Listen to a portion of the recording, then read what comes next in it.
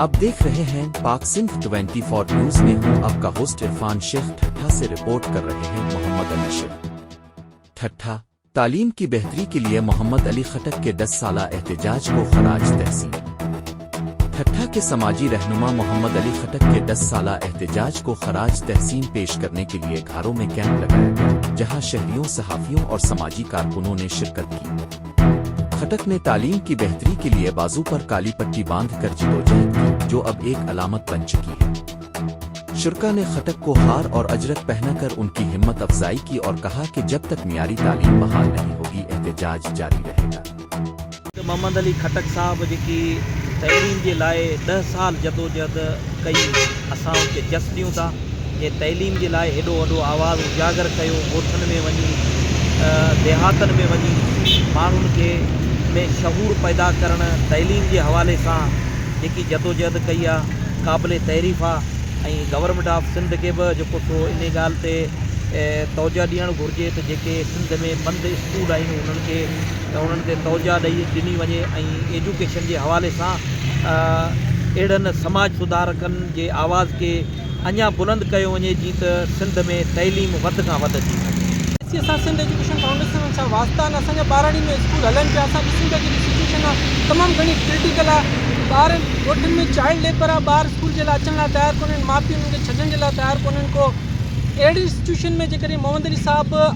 जेकॾहिं अलम खयो आहे, जहाज जो अलम खयो आहे तालीम खे बुलंद करण जे लाइ, त साईं जन वाक़ई क़ाबिल तारीफ़ आहिनि।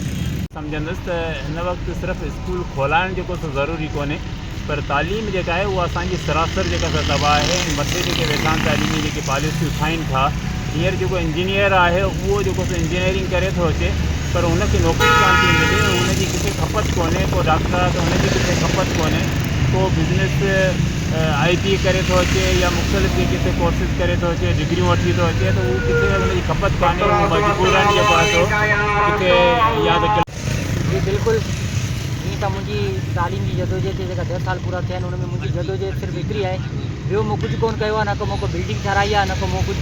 ॿियो को कारनामो कयो आहे। मुंहिंजो जेको ऑब्जेक्टिव आहे उहा तव्हांखे ॿुधायां त मूं छा कयो आहे। यानी कि 10 साल पहिरीं जॾहिं मकड़ी जेमखाने में असांखे हिकिड़ो फेक फिगर ॿुधाया विया त सिंध जे अंदरि तालीमी निज़ाम सही कोन्हे, त हुन पैगाम खे पंहिंजे बाहि ते कारी पटी ॿधी ऐं निकिरी वियो ऐं त अलहमदिल्ला पूरी सिंध में हलियो आहियां, जिते माण्हू मिलनि था उन्हनि खे पैगाम ॾियां थो त सुजाग थियो, जेको तालीमी निज़ाम सही न आहे, जेको स्कूल बंदि आहिनि उनखे खोलाइण लाइ सुजाग थियो